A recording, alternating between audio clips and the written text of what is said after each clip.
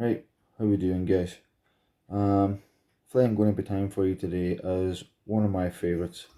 It is the bibio hopper, the bushy bibio hopper. Um, the hook that I'm tying on here today is kamasan B175s. Very, very reliable hook. I don't tie any. I don't tie trout flies and anything else. Kamasan B175. The size that I'm tying on here now is a size 10. If it sorry, if it was earlier in the season, I would tie this fly in maybe a size 12 or a 14. But you're in June now. The water temperatures as well heated up, and the trout have begun to get that bit more active in the water. So I'm going to tie it in a size 10. Also, this will let you see the technicalities involved in tying a fly tying on a bigger hook. So I've already wound down the hook and touch and turns with black tying silk. I'm using UTC size 70. I've just tied on a copper wire rib there. The reason I use the copper wire rib is because it just gives off that wee extra bit of shine in the water. It just makes your fly that wee bit more noticeable to the trout. Just applying a bit of beeswax there to my tying silk. Now, the body of this fly consists of black and red seals fur. I'm just going to dub on a little bit of black seals fur there at the bottom and dub it on quite tight. And then on top of the black seals fur is your red. Now, this pattern can also be tied in magenta. The magenta bibio is quite a famous pattern. It works really, really well. I fished it a lot in Ireland. I haven't put it to the test as much in Scotland for no reason at all. It's just one of them things that I've never tried it over here, but it's been tried and tested in Ireland. The magenta bibio works very, very well. Now you want to dub your red seals fur on quite heavy and quite tight because you want the red spot to be quite prominent. What it is, it's actually a striking point for the trout in the water, so you want this to be you want it to be quite visible to the fish. We'll just finish that off again. And another wee bit of black seals fur just on top of the red. So there we have it. That's the body of the fly set up to go. Now we just need to wind it on. Let's hope this tying silk doesn't nip because it is only a 70 denier UTC. It is quite strong, but it can tend to nip from time to time. Now, that's where we want this red spot. We want this slap bang in the middle of the fly. And you don't want any of the black seals fur interfering with it. You want this to sit like a wee light bulb in the water, that red spot. There we go, that looks pretty good to me. So it does. It looks lovely. There we are. Just any of them seals fur fibres that are too long, just nip them off. Try not and cut them with scissors. If you cut them with scissors, it just gives the fly that unnatural look. If you try and just tease them away with your fingertips, everything still looks nice and natural. Now, the body hackle. What I'm going to use for this is a Chinese cock hackle, black. Now, and don't be afraid to make this fly.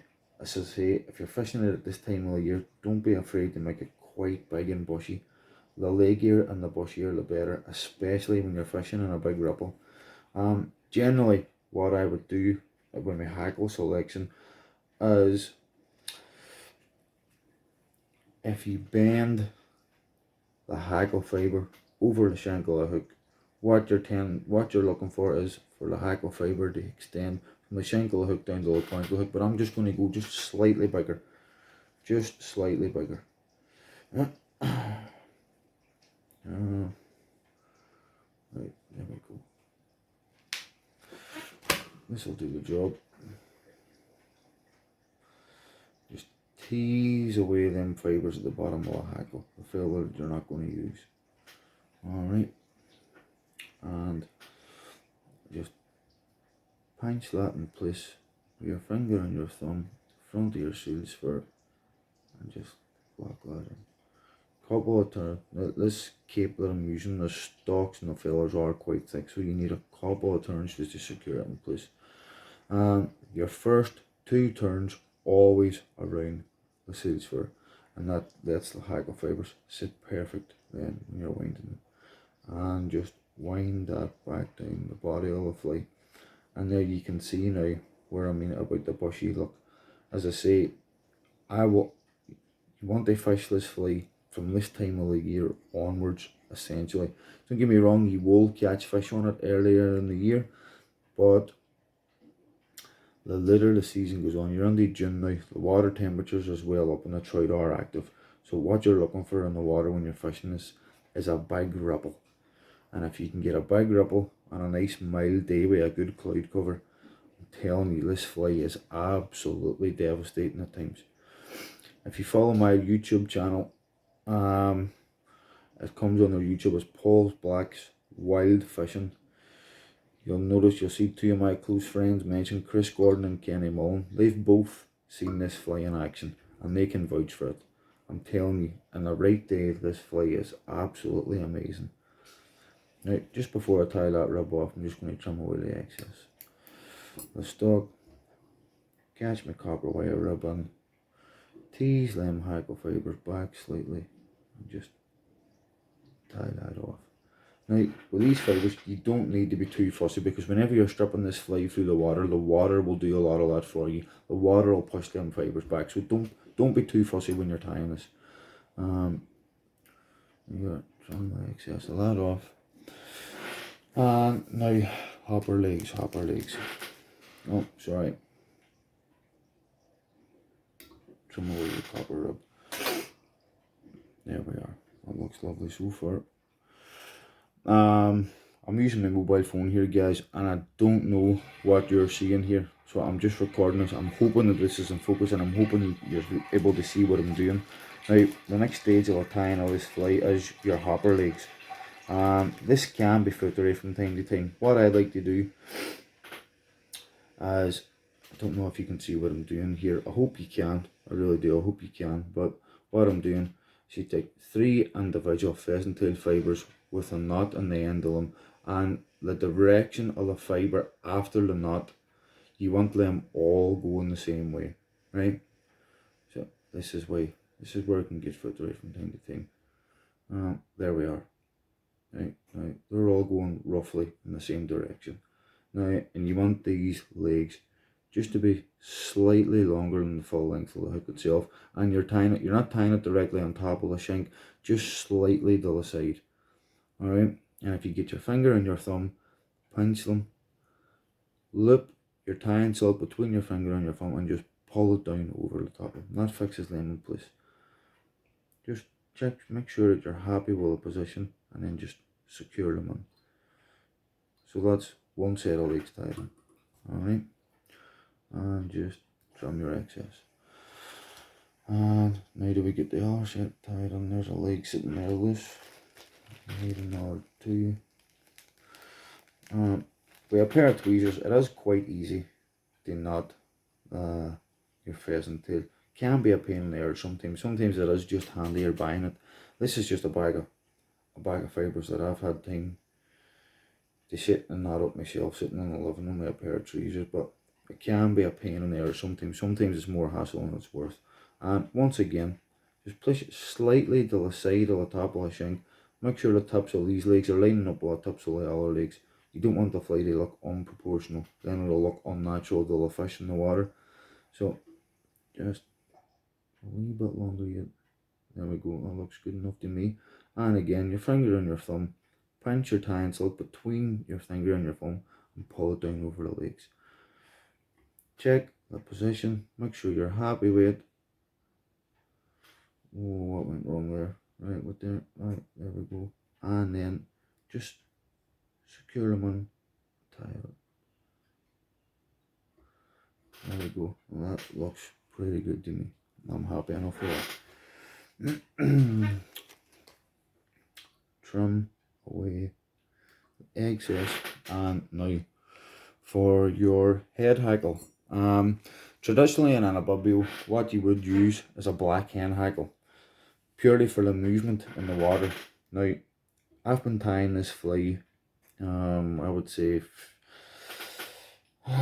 over 10 years now. Well, the first time I tied this fly this way, and it was actually by accident, believe it or not.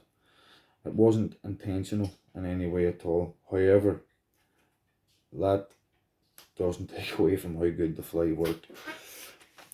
Instead of using a black hen hackle, what I'm going to use, sorry, that fiber's just a wee bit too long. What I'm going to use is a Chinese cock hackle, and I'm going to tie it in reverse. And the reason being, I'll show you now whenever I tie this. If I can get my bearings here, get a fiber suited to the fly. Boom, boom, boom. Right, come on, Paul. You're making an nurse yourself here. Right, there we go.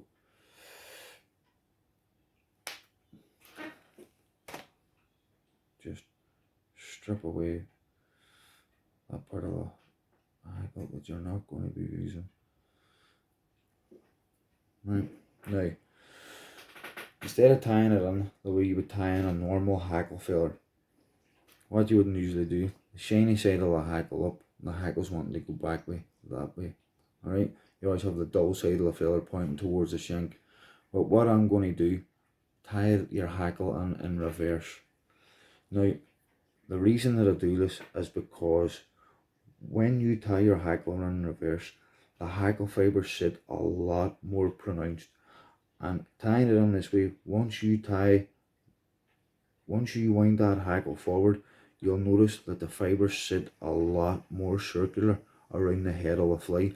What this does, it gives the fly that extra bit more buoyancy, keeps it higher in the surface film of the water, so that whenever you're stripping the fly through the water, it creates a bigger wake. Therefore the trout notice it more. And at this stage of the season, that's what you want. And if you're getting a nice mild day, temperature sitting at around 14-15 degrees, and you've got a good 12 to 15 mile an hour wind hitting the water, that gives you one hell of a good ripple in the water. And in that big ripple, the big ripples whenever you get the big fish coming out to feed and feed in confidence. So, and you want them to notice your fly, and tying this hackle in reverse just gives the fly that extra bit of disturbance, that extra bit of buoyancy in the top of the water, so as the fish will notice it that wee bit more. So just 4 or 5 turns. Just don't be afraid to bulk up the head hackle. Don't be afraid to make it bushy. As I say, in the big ripple, the bushier the better.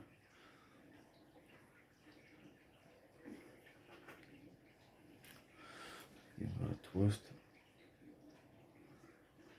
Trim my excess off. And now all I'm doing, you'll see what I mean now about this circle, about the hackle sitting in a circle once you tie it off.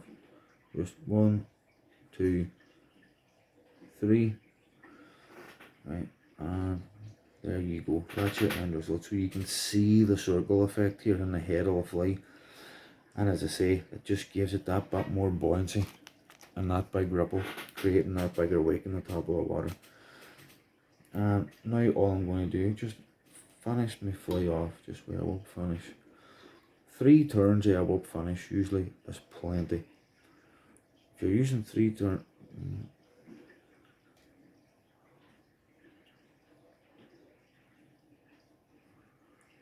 so that's 1, 2, any fibres that are in your row, just pull them back out of the way. And 3. 3 turns I will finish, and then if you varnish the head of a fly, that fly will never come apart on you, never. Not in my experience anyways, it ever happened. If you've got any loose hackle fibres here sticking out at the front after your work finish, just get your hackle pliers and tease them off. Still stops the flies from using this natural look. That shouldn't be happening, by the way, when you're doing a boat finish. I'm making myself look like an amateur here, but anyway, I'll let it fly. Right, trim that off. And there we are. And that's the joy of using a light tie-in. So once you boat finish, it just breaks away. And there you are, guys. That's honestly one of my all-time favourite flies, the wild brown trout. And even if you're fishing fisheries too at this time of the year for stocky rainbows, trust me, get this on. If you're getting a big ripple in the water, These are the kind of flies you want having on. Anyway, that's my bibio hopper, one of my favourite flies. Thanks for watching, guys. Remember, if you get a chance, subscribe to our channel. Hopefully a lot more trout and salmon action to come.